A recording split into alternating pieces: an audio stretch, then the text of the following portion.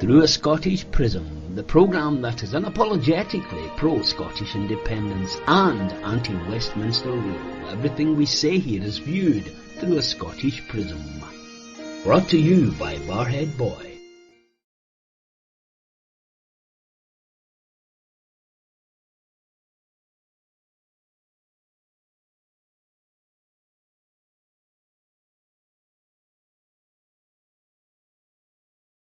Through a Scottish Prism. Nice to have you with us again. I hope you and yours are well. Nice to have you back here with us in the Through a Scottish Prism midweek show. I'm joined tonight by my usual Wednesday colleague from Old Ricky. We've got Lloyd Quinnan. Hi there, Roddy. Nice to see you again. Hi, Lloyd. How you doing, my friend? I'm fine. Yeah, fine. Good. Keeping out of the way of buses, that's the main thing. Yeah, there is that, isn't there? But we're also delighted to be joined by another man from Old Ricky, but he's not in Old Ricky. He's actually in Geneva. A good friend of the show, it's Craig Murray. Hi, Roddy. Hi, Craig. Nice to see you. How are you, my friend? I'm good. I'm on good form. But tired, I would imagine. You've been doing a lot of running about. So you're in Geneva. Yeah, I'm actually in Gstaad at the moment. So I've been in Geneva all day today. Right. Good. And so, what can you care to share with us why you were there? Yeah.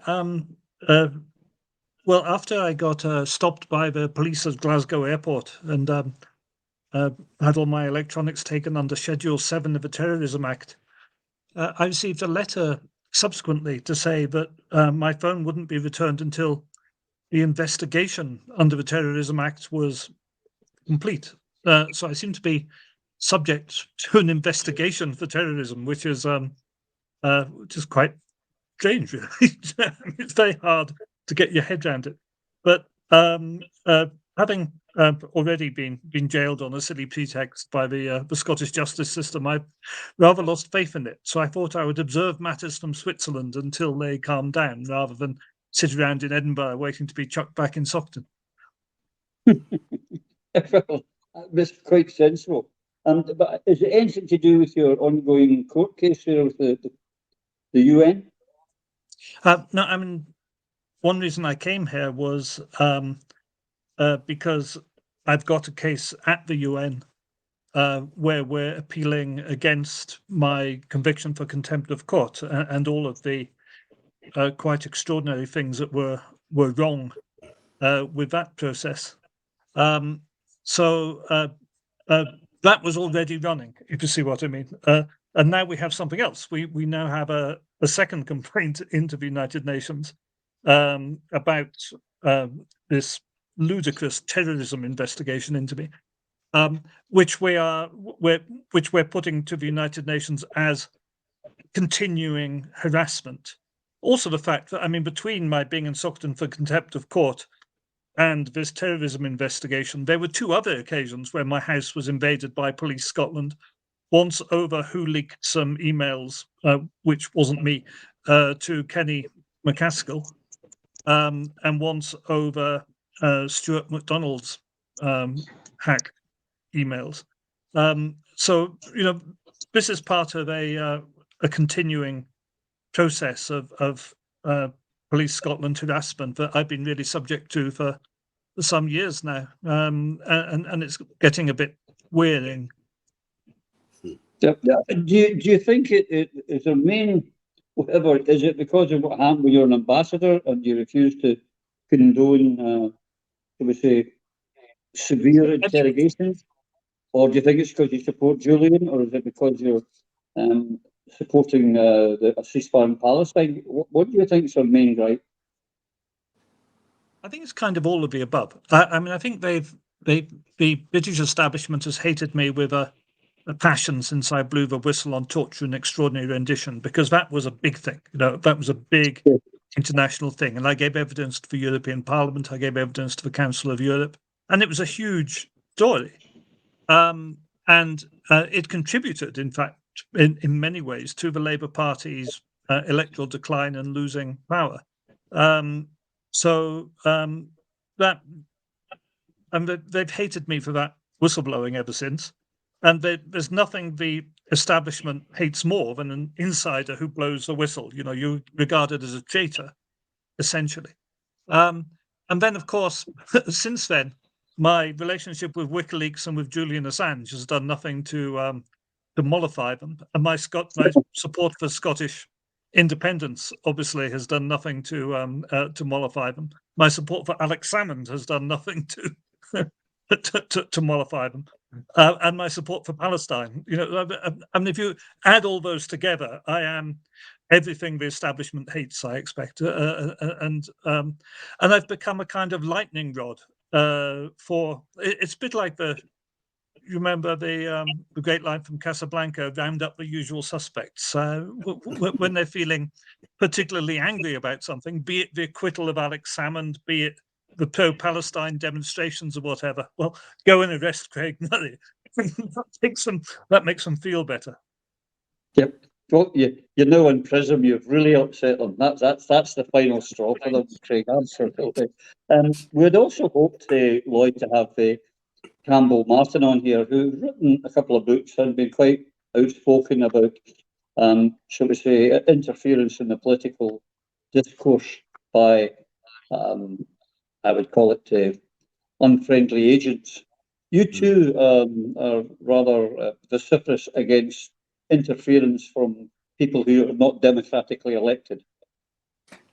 Yeah, very much so, Roddy. But then, having been a member of the SNP for the length of time that I have been, I remember much of the work of nefarious individuals in the mid to late 70s and then into the early 80s, where the party and the broader movement were constantly under scrutiny, particularly from special branch and other agencies.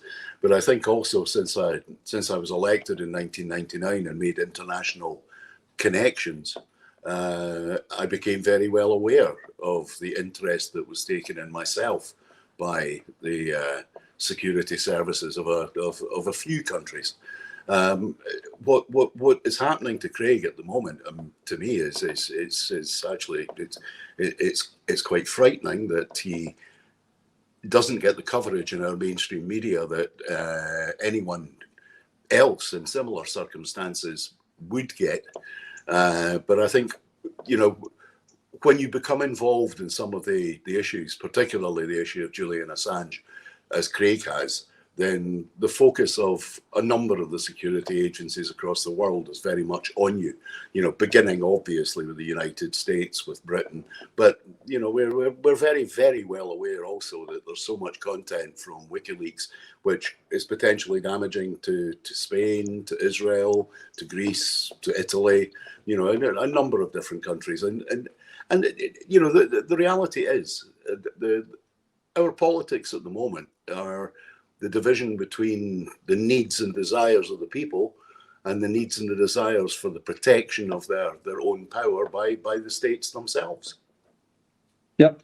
We're going to run Craig's new Twitter contact details along the bottom of the ticker tape, folks, because it has been, something you may not be aware, but Craig's Twitter account was hacked and taken over by people or persons unknown. And so this is where, if you're going to get back on following Craig, that's where you get it. And we'll run this throughout the show, and let's, you know, and share it where you can, because we've got to get all Craig's followers back, because what they don't want is information getting out. Craig, to go back to that, there'll be people watching the show, maybe the comments below, they said, oh, Craig's just nothing but a conspiracy nutter, and this is all just a, you know, he's got on his tinfoil hat. How do you answer that? That's quite interesting. I mean, when you challenge them, people say about an awful lot, and when you challenge them as to what are these conspiracies that I've put forward, which they disagree with, people very often quite stumped to come up with something, and by and large they tend to accuse me of believing things that I don't believe in at all. In particular, they say that they tend to accuse me of being, say, a 9/11 conspiracy theorist, which I'm not and never have been, or having views on COVID, which I don't entertain, which aren't my views.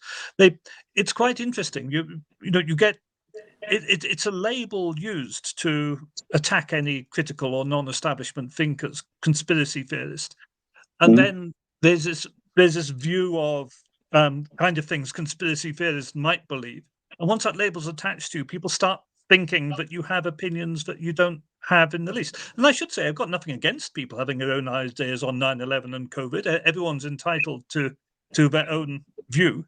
As it happens, my personal views on those subjects are closer to the, I mean, with some question marks here and there, are closer to the establishment narrative than people might expect. But it is extraordinary to me the way it's a way of dismissing people, and being able to not actually engage with anything they say.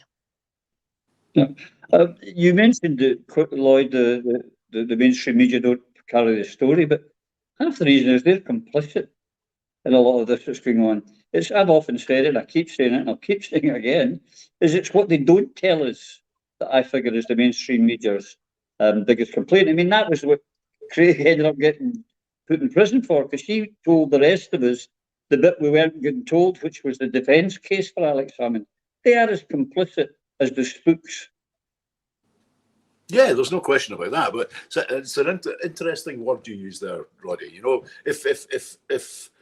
If all the suggestions of involvement of the security services in politics and in various elements of our life are not true, then how come the BBC was able to make a series called Spooks, which is about that very structure?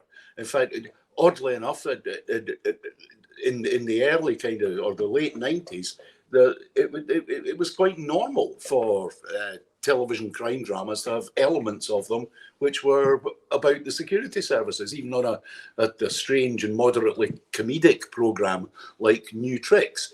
Now, what confuses me about those that would accuse, Craig or myself or yourself or Campbell Martin, indeed, of having tinfoil hats and being conspiracy theorists is, why are these programs made? Why does MI5 exist? Why does the security service exist? Why does Special Branch exist? It's there to protect the state. Now, if you are, in all intents and purposes, in the eyes of the state, a threat, like clearly they perceive Craig to be, and indeed anyone who's a member of the Scottish National Movement, then, these people need to be doing their job. And certainly, if I was of the opposite opinion, why is it that people who are committed so much to Great Britain seem to think that the security services are not an absolute bastion of maintaining Great Britain? We accept that they operate overseas, but we don't accept that they operate at home, when in reality there have been no shortage of circumstances from, in my lifetime, from the original miners' strike in the 1970s, the Siemens strike, the steel strike, the strikes at Ford, the strikes at British Aerospace. All of these things in periods after the event have proven that there was interference from the state agencies. Now, I would say this: if the state agencies are not interfering, they're not doing their job, and the taxpayers who are pro-union should be screaming from the rooftops that they're not getting value for money. But I think, going back to, you mentioned Campbell Martin earlier on. Campbell's first book and his 2 books of essays contain an enormous amount of information about what could and probably was happening. The circumstances are such that, people scream, well, name the names. It's not possible to do that in the current circumstances. What Campbell is doing and what other people are doing, Craig and indeed WikiLeaks did in a much, much bigger sense, was flagging up to people what we should know. And it's very important that the political context in Scotland, we are important way, way beyond the bounds of the United Kingdom. We are important to NATO. We're important to the European Union. We're important to many different power structures, and we're even important to individual states. Individual states who do not wish to have new members of the United Nations who may, in their eyes, be seen as moderately hostile. And I think it's fairly obvious who I mean by that is Israel is active across the world. In every country that has a pro-independence movement, it is active in those countries because it either wants a compliant new member of the United Nations or it doesn't want a new member of the United Nations. And we should remember these things. We are not alone on this island in a battle purely with the British state. There is much, much more at stake, and the sooner we wake up to the realities of that, and it's not about spooks under the bed or controlling or manipulating, it's recognizing we have to address the world from the perspective that the world sees us. Yeah, there's, I think, in your case, if I may just say this, Craig, they're acting more like Johnny English than James Bond, because surely it would have been better just to have let you walk through Glasgow Airport, then hack you without giving you any suspicion that they'd taken your devices off you. Surely you would think that they would have enough, technology to do that. It's been kind of blatant with you. Yeah, well, it's about intimidation and harassment. It's not. I mean, remember, I was on the inside. I didn't work with MI5. And remember, all these people who doubt that all this really happens. We have a security service, MI5, which is dedicated to nothing else but the internal threat. They don't work overseas. They work on threats inside the UK to the integrity of the United Kingdom, which is us. We are the biggest threat to the integrity of the United Kingdom. And they have MI5 have over 3,000 employees. What do people think they do all day? It's an extraordinary thing. Is people think it's a conspiracy theory. What do you actually think those 3,000 people who work for MI5 are doing all day in terms of countering the internal threat to the UK by spying on people? Because remember, they are a secret organization. And that's before you get to Special Branch, which has about 8,000 people. I think it's called SO15 or something now. It's changed its name, but we know it as Special Branch. So you've got this vast and well-resourced organization.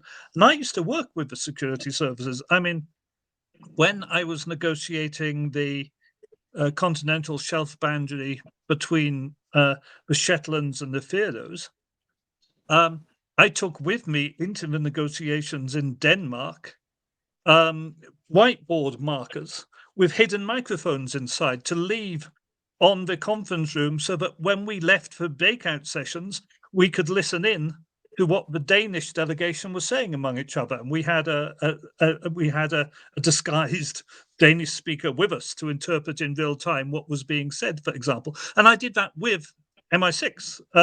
I used to task MI6 to do. I know what they can and can't do. 20 years ago, they could, without any problem whatsoever, have downloaded the entire contents of my laptop remotely without ever coming anywhere near me. And the same with mobile phones. They can listen to you through your mobile phone, even if your mobile phone is off and you've taken the battery out. And they could do that 20 years ago. Goodness knows what they can do by now. I don't know how since I left, I'm not au fait with technological advancement, but I know what they could do then, and it was really quite extraordinary. So there's no way they need physical possession of my electronics to know what's on them. I've no doubt they know exactly what's on my electronics. It's about harassment and intimidation. That's what it is. Yep, they're probably sitting here with us just now, and so hi guys, if you want, just switch on the camera. We'll just let you sit in. We don't mind in the least. But there's recently they're bringing out new legislation. Lloyd, I don't know if you've read it, managed to read it in the Herald about. We could actually all get arrested for singing "Flower of Scotland." But the more worrying thing is that we could all be getting arrested for being members of Plaid Cymru or Sinn Féin or SNP or Alpha. I mean, they really must be scared. It's the whole thing's astonishing, Roddy. The the levels of paranoia there seem to be at the highest levels of the British establishment at the moment, or that's the way it looks to those of us on the outside of it, that they see bogeymen around every corner and under every duvet. But then again, I think, you know, an element of this is to do with the change in circumstances within the United Kingdom of Great Britain and the 6 counties of the north of Ireland. You know, there was a huge securocrat structure created to deal with the circumstances in the north of Ireland. Now, all those people didn't just get paid off when the Good Friday Agreement was finalised, if it is finalised. You know, those people had to be retasked. And in some ways, where they've been retasked to is to the mainland. But more importantly, what we all have to understand is that during the Securocrat war against the Republican movement in Ireland, there were huge developments of new techniques, new technologies with which to surveil the populace in general and individuals very, very specifically. Now, they didn't all just get put back in the cupboard and handed over to Q for him to, you know, leave until the next time they're making a movie. You know, it's like the industrial complex in its other senses in relation to the defense industry. Once you develop a technology, once you develop a strategy, then you apply it. That's just what happens. It grows legs. It's like bureaucracy. You create a bureaucracy, it will get fat. You create a securocracy, it will get fat. And it will find things to go looking for. And what I worry about in this country at the moment is the absolute emphasis on fear of the other. I mean, we've seen this during the absurd reactions to the popular expression of support for the people of Palestine. And the counter to that is a rise in the right. And I concern myself with, because the only organizations, real organizations, British political organizations which have carried out acts of violence over the past decade are the right. And we know that the securocrats are looking at the right, but are they looking at the right in the same way as they looked at the loyalist paramilitaries in Northern Ireland, which is just to look at them but not actually do anything? Are they useful to be deployed? Was it useful that they came out on Remembrance Saturday?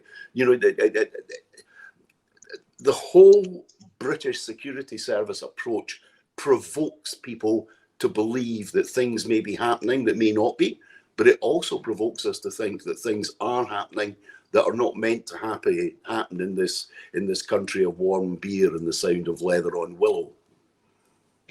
I've got to say, I take one little thing, if I may, on your Lloyd, is that they weren't just looking at the loyalist paramilitaries, they were actually helping them. They didn't. They were assisting them as it's come out. Just I want to go into that Palestine question right now, but it was, you know, the joke that's going around just now was the chap was whispering to his friend, and he said, "Why are you whispering?" He said, "They're listening to Evelyn." He said, "Don't be silly." And he laughed, I laughed, and Sturry laughed.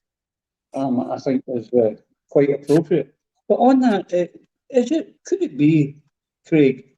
I mean, we were talking about it earlier. There is an opportunity, we think, from our political stance as Scottish independent supporters.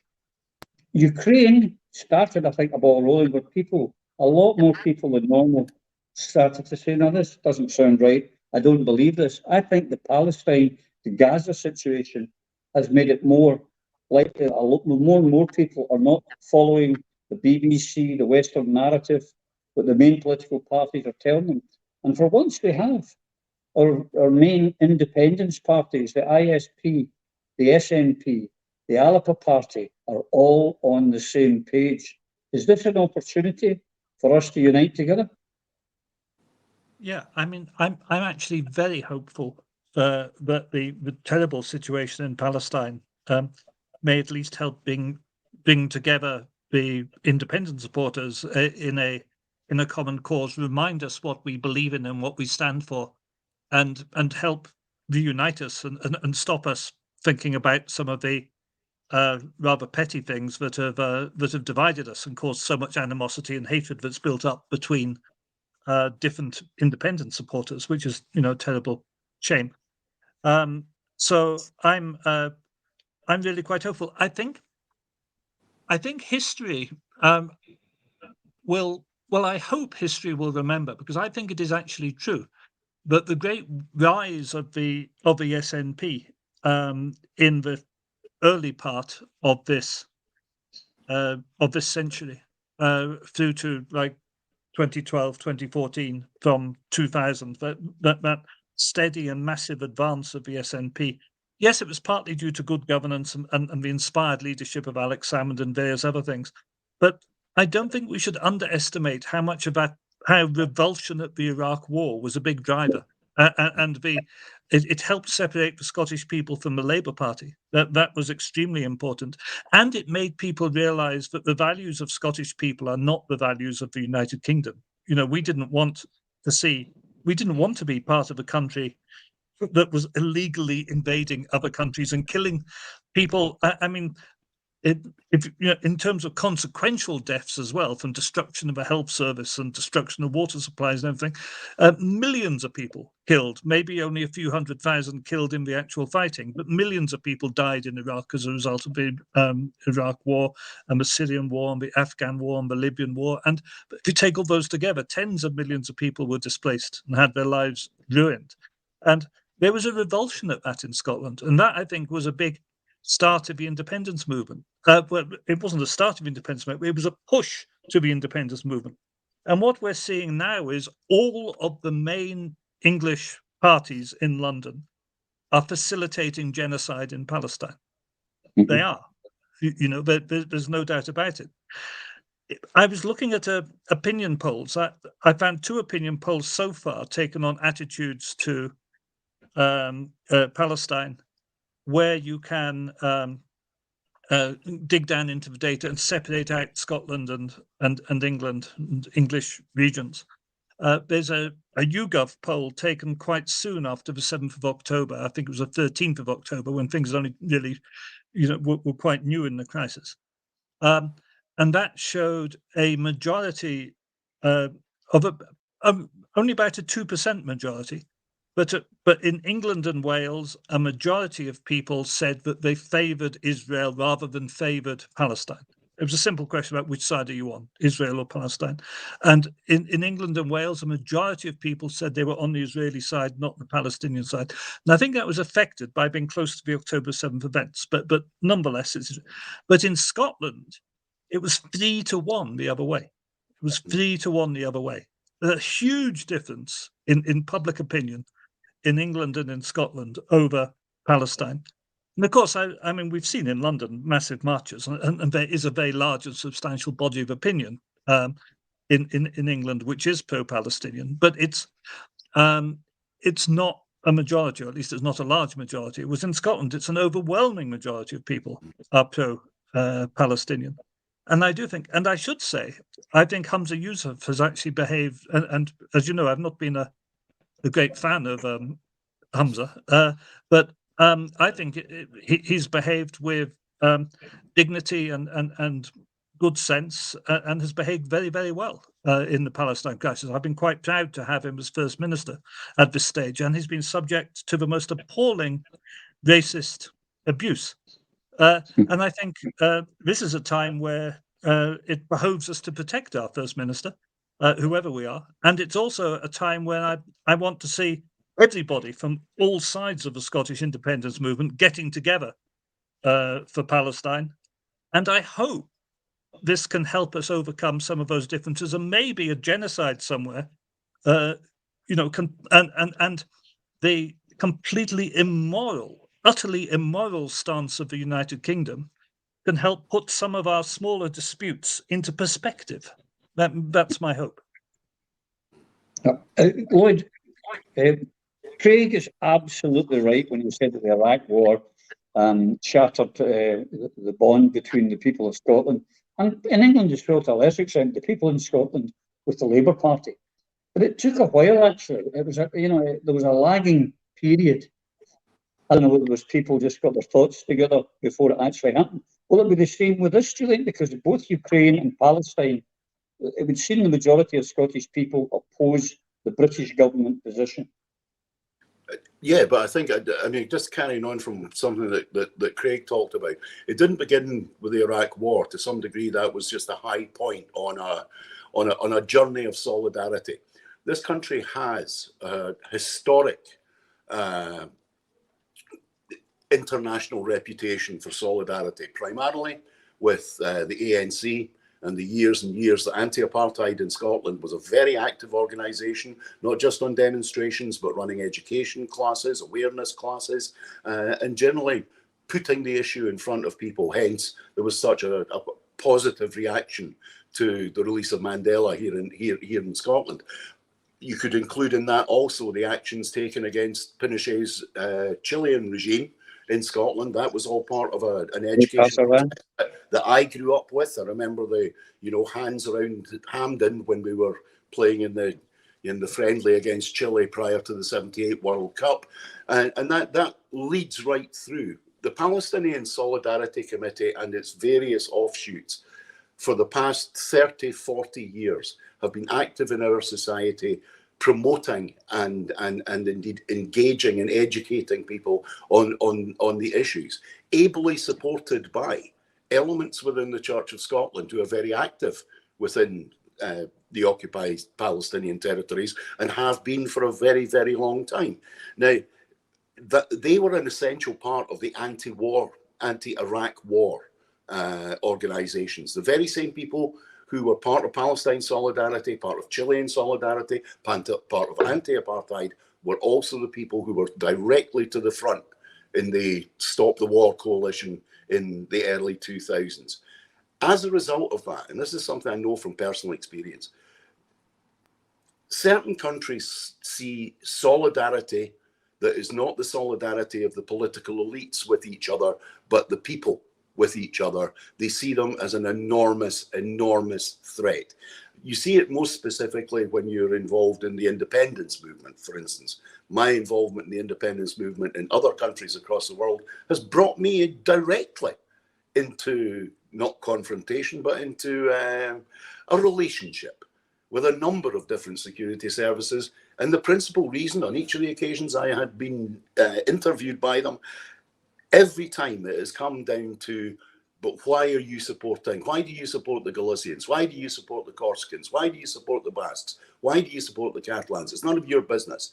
There is a fear in the centralized states of people expressing solidarity for each other. And the biggest fear, and the state with the biggest fear at the moment, is the state of Israel, because of the solidarity being shown by ordinary people across the world, specifically across Europe at the moment, for the Palestinians. Meanwhile, just as more or less just outlined, the political elites are in solidarity and support of Israel. People fear, the elites fear people power. That's just the reality. To some degree, the minor and somewhat irrelevant conflicts going on in the national movement at the moment are, in actual fact, a direct product of that fear of solidarity as well. There are little mice biting away, trying to cause, friction of some kind or another. It's all part of the one thing. But what we have to take, the real joy out of it is when people do come together in solidarity, as they have been for Palestine over the past few weeks, they become fairly unstoppable. And in terms of our movement and our drive for independence, what we need is not to talk to ourselves in the political bubbles. We need to get back out talking to people. And I think the Palestine issue actually gives us the opportunity. My wife and daughter were on the march on Saturday, and the number of people that they engaged with on that march who all came to the conclusion that in actual fact, Scotland being in the United Nations, the flag between the flag of Saudi Arabia and Senegal outside the UN headquarters, would give us the ability to have a voice in the world and express not the solidarity of the political elites, but the solidarity of the ordinary people of this country, particularly for the people of Palestine. There's one thing our friends have been talking over many times to many of our Irish cousins, Craig, that, when Britain was in difficulties, that's when the Irish started making their moves, e.g. the World War I is a classic example of it. Now, at the moment, the British government are desperately trying to pretend they're a world power and running after America in Ukraine, in Palestine, The Tories are all at each other's throats. There's a civil war going on there. There's a civil war brewing within the Labour Party with Keir Starmer. Again, because of Palestine, there's breakaways. Isn't this the best time to everyone that's watching this programme, everyone that believes in Scottish independence? Surely this is the time where we need to unite and take advantage of all these things that are going on just now and turn them to our advantage. I think that's right. I mean, historically, we're seeing the decline of the United Kingdom. You know, we've seen the British Empire decline and shrink and almost entirely vanish, and now we're seeing the metropolitan United Kingdom disintegrate slowly but surely. I mean, my own view, I'm unapologetic in saying I believe Scotland to be a colony. Scottish independence, I still believe is inevitable. I just want it to happen in the next 2 years, not in the next 20 years. But I do think that there's a historical inevitability to it, and the UK, you know, the continuing economic and political and diplomatic decline of the United Kingdom is undeniable, and you know, a country where people like Liz Truss and Rishi Sunak can become prime minister at all, you know, plainly and where Suella Braverman can become foreign secretary is plainly not a viable polity. Well, one thing I would add, I mean, one thing which I do believe, and I agree with everything that that Lloyd was saying about the importance of the long-term people's solidarity movements in Scotland and the educational importance and the historical importance of that. I'd also add, I mean, Ireland, I was in Dublin before I came to Switzerland, and I went on a Palestine march in Dublin. I've now been on pro-Palestine marches in 6 different countries in the last month, which is rather good.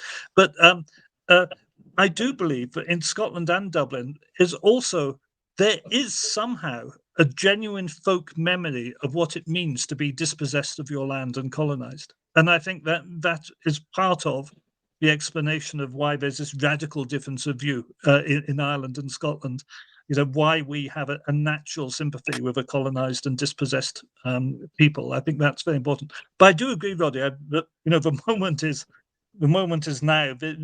This is the moment to get people concentrated back again on independence and on the idea that that we are only going, that the people who believe in independence are only going to get independence by working together, and that nobody else who believes in independence is the enemy.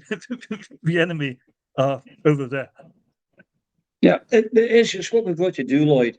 We've got to get everyone together, whether it's, you know, you want to do Scotland United, whom's a fair enough, but let's do United against the war in Palestine, against the genocide that's going on there. Let's be anti-war.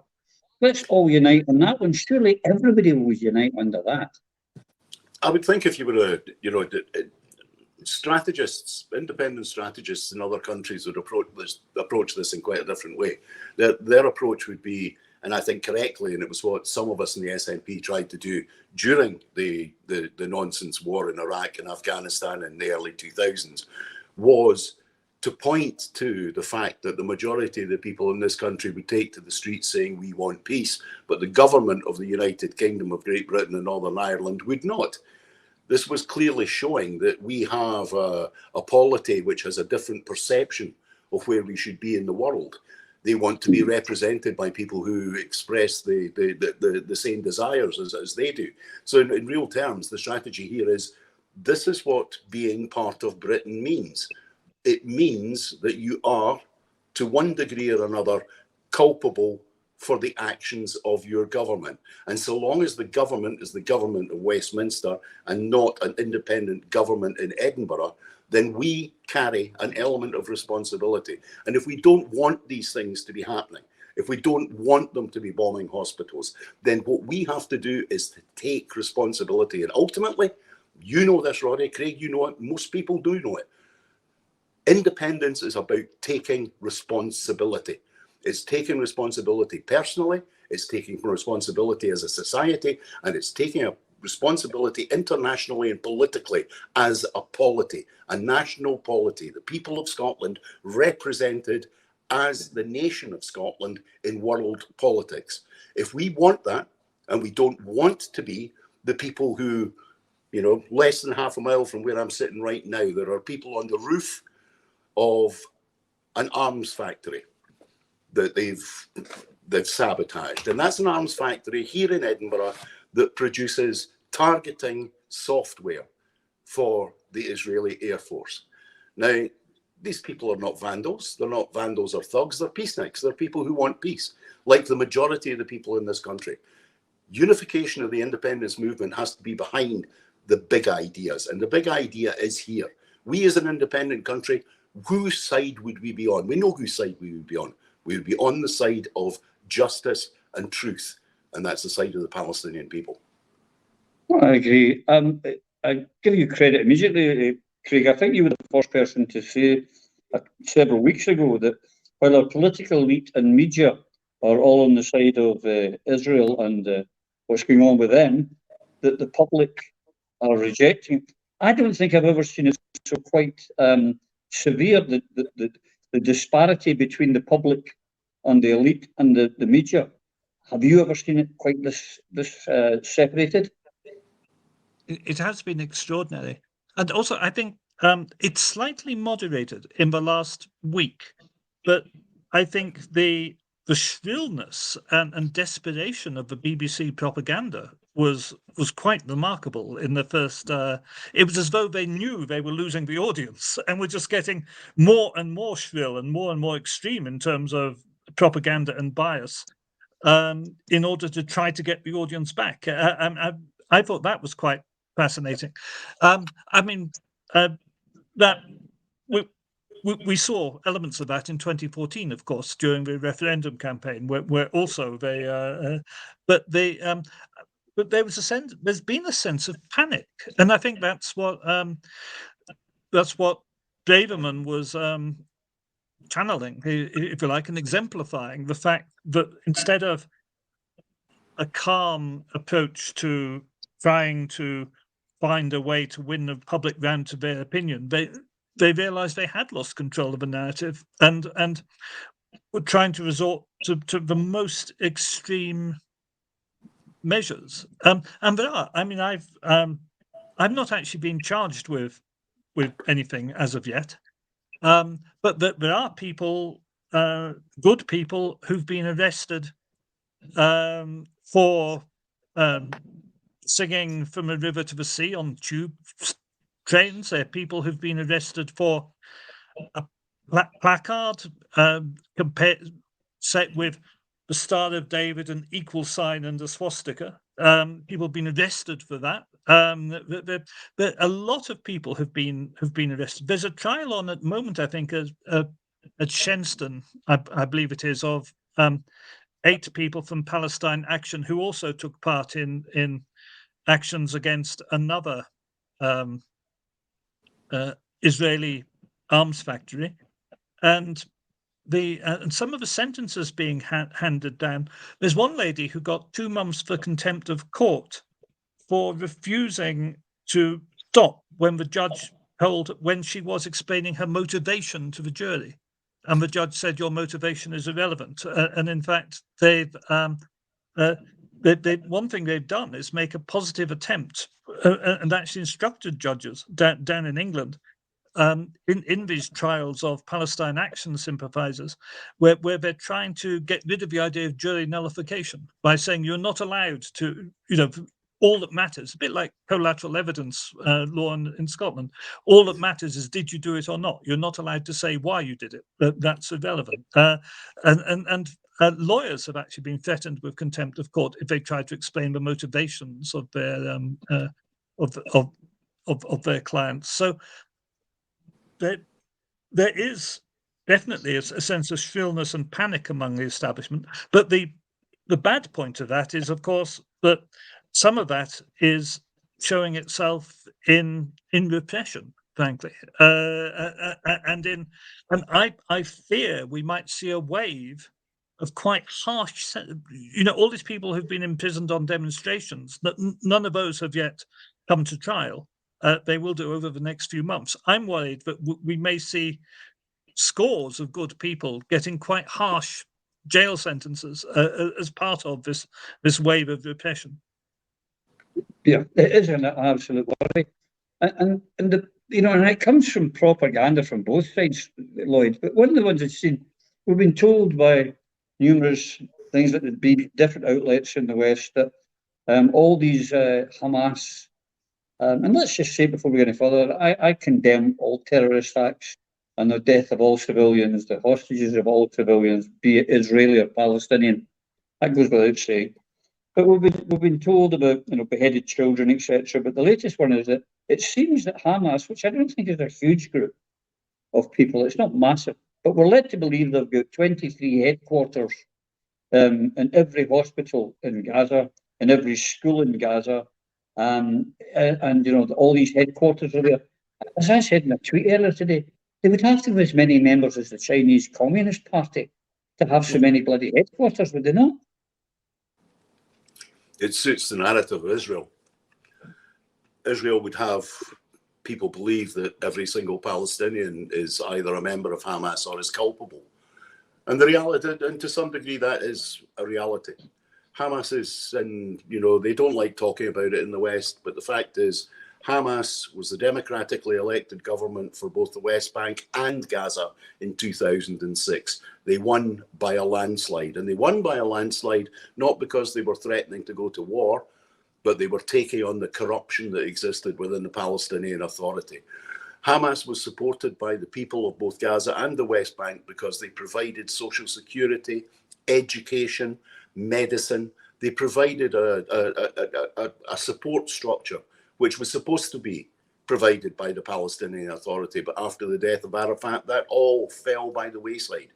The big difficulty people in the West have now, because everything must be predicated by a condemnation of Hamas. Now, if that's where you're at, and you accept that Israel is within its right to say on a regular basis, we are going to destroy Hamas. What Israel really means by that is we're going to destroy the people who created Hamas by voting for them. That means everybody. That means all the Gazans, all the Palestinians. That's always the underlying message from Israel. And we have to waken up to this. Why is it that people are being forced into condemnation of a structure and an organization they know little or nothing about before they have any valid points to make? And this is happening in Germany, France, Italy, Portugal, Spain, all across the Western world. And it's frightening. It's frightening that we have to accept the narrative of the political elite. I mean, that's kind of like during the miners' strike. If you were asked something during the miners' strike in the street, a vox pop by a television company would say, first of all, well, you must condemn the violence of the miners before you can say anything about the fact that they're being harassed out of their jobs and their communities are being destroyed because of one particular action by one particular individual. Funnily enough, that did actually happen during the miners' strike on a fairly regular basis. But this idea that you have to prostrate yourself to the mainstream media, therefore the political elite's vision and view of any given circumstances before you are able to present your actual view of a circumstance, that bears little or no resemblance to democracy. I find it frightening that people have to work on the basis of condemnation before they are allowed to make their case. It's wrong, Roddy, and this country the United Kingdom is on the wrong road. Do you think, Craig, that this could be the straw that broke the United Kingdom's camel's back? Well, I think it will help. I do think it will help. I just like to add to what Lloyd said there. I was watching, it was CNN, in fact, not the BBC, it was CNN. And they had a lady on, they were interviewing Palestinian lady, she'd been in a bombing in her home and 13 members of her family were killed. And the first question they asked her was whether she condemned Hamas. first question the interviewer asked her. And she's sitting there, and her own children had just died. And that's the kind of extraordinary attempt to frame the events, to frame our thoughts about what is happening, which the media are concentrating on. And I think it doesn't always work. I mean, one of the things that's interesting is in talking, Joe Biden, of course, tried to deny the death figures from Gaza, and Joe Biden tried to cast doubt on them more than once, saying he didn't know what the source of the figures was, he didn't know if he believed them. And consequent to that, the BBC started always predicating the death figures from Palestine as saying that these figures are from the Hamas-run health ministry. And I think to some extent, I think that backfires. I mean, they say it in an attempt to cast doubt upon the figures, but on the other hand, it makes people think this is a terrorist organization and it's running a health ministry. And they've started, when the Minister of Health comes on, or the Deputy Minister of Health, or the Director of a hospital, the BBC feel the need to identify them as a Hamas official who's the director of the hospital. And again, I think that backfires. They do it in an attempt to throw doubt upon the credibility of the person. I think it more throws doubt upon the credibility of the narrative that Hamas is nothing but a terrorist organization. Hamas is in part a terrorist organization, and although there are there are reasons to doubt some of the atrocity stories from the 7th of October. There's no doubt civilians were killed and civilian hostages were taken, and that's something which I'm sure none of us approve of at all. But it's the kind of thing that happens in asymmetric warfare. Unfortunately, when you have an oppressed people who have suffered that kind of abuse themselves for years and years and years, the actions of oppressed people tend to mirror the oppression that they've suffered. That's unfortunately just a simple fact of decolonization, which is well known to academics. But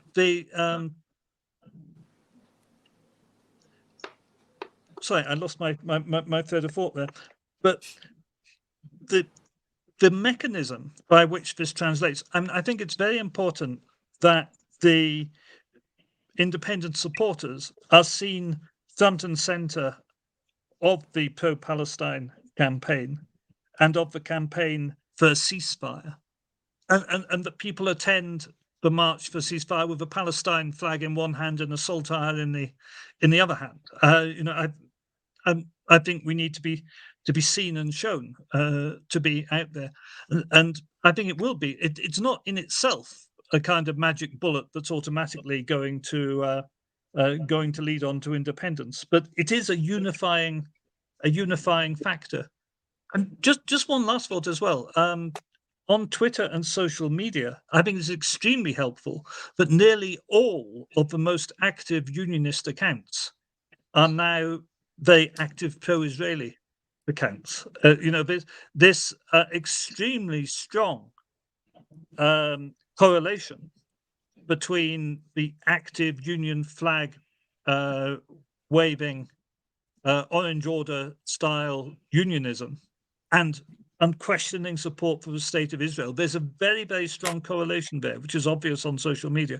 And that in itself is actually very, very helpful in making people realize that there is something very, very wrong with the unionist mindset. Yeah.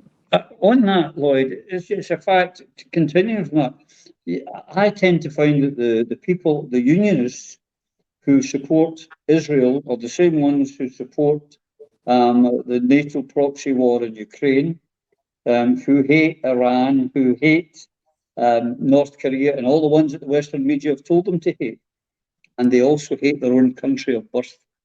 There's a hell of a link there, is there not? It's the bizarre mentality that comes when you sup from the British spoon. It's as simple as that, Roddy, that years and years of indoctrination of the great military and imperial achievements of Great Britain in the past seem to have fed you know, it doesn't climb much above 25% of the population. It never really has. And even within that 25%, it's a minority. But what's really, really worrying, and in some ways it kind of reflects what Craig said right at the very beginning. We're watching, you know, these are the dying days of a post-imperial power. And as a result, as we saw in the streets of Madrid last week with the extraordinary behavior of the Francoists, you know, rising up, it just shows that that Britain's on its last legs. It's just an awful lot of the population haven't really cottoned onto it yet. And some of it is partly to do with something we understand because of the events in our own country over the past few months, where people invest so much in an individual or an idea, and the individual or the idea goes away, and suddenly they don't know where to look, they don't know what to do. And in some cases, it really is that I don't know if it was Orwell or not, but we're seeing an expression, particularly in England, of, you know, a kind of patriotism that's based on a lie, but people can't admit themselves that it is a lie, despite the fact that in every town and village, every city in the entire country, there's a monument with the names of working class men and women who died in the First and the Second World War to no benefit for themselves or their families. But we still have a huge part of the population who buy into the concept of valour and courage. Yeah, we're coming towards the end, gentlemen. I'd like to ask the two of you for last statements, Craig. One of them, what can you, watching our people who believe in Scottish independence, do now to carry this and use it to our advantage? I think one thing I'd like people to do is that people who are members of different independent supporting parties, I'd like them to reach out to each other. You know, most of us were all in the same party a few years ago. we all know each other, and we still know each other. You know, I still know all the SNP people in the constituency where I live, but you know, all major office bearers of people are unknown to me. You guys sat together at the Glasgow conference one year as well. That's true. I think this is a good time to start talking to each other and use Palestine as the way to do it. You know, start talking to each other and talking about what can we do here locally. You know, what Palestine events are coming up here? Can we go together to them? Can we make sure that there's a voice shown which shows that it's not that we are for Palestine, we're for the independence of Palestine and for the independence of Scotland, but we show both of them at the Palestine demonstrations. I think I think start talking to people. I think it's extremely important. Obviously, everyone should be out and campaigning. Everyone should be on the street. Everyone should be active on the social media. We should all be doing what we can. But let's try and grab this as a unifying movement, and let's make the conversation about the absolutely immoral attitude of the United Kingdom government. And as Lloyd said, we are all personally tainted by the fact that the government which represents us as individuals in the world is actually assisting genocide. And we've got to get the horror of that through to people. Here.